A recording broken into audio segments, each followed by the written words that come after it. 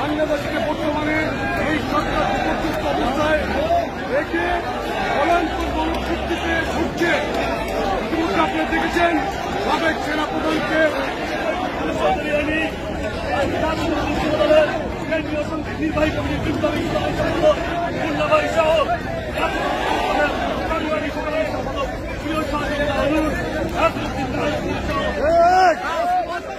বারবার প্রকম্পিত করেছে।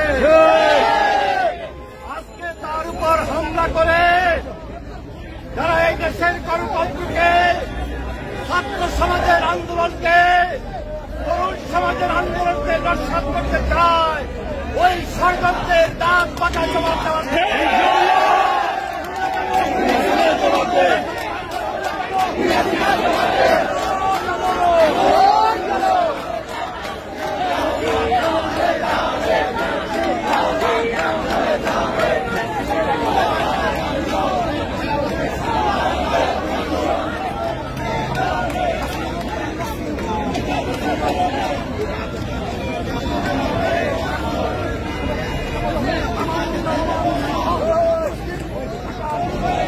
শেখ হাসিনা আতঙ্কিত, তাই পুলিশের ছত্রছায়।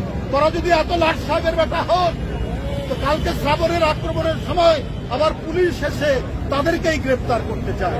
তার মানে র্যাব তৈরি হয়েছে আওয়ামী সন্ত্রাসীদেরকে পাহারা দেওয়া, পুলিশ তৈরি হয়েছে আওয়ামী লীগের আপনার এই খুনিদেরকে পাহারা দেওয়া।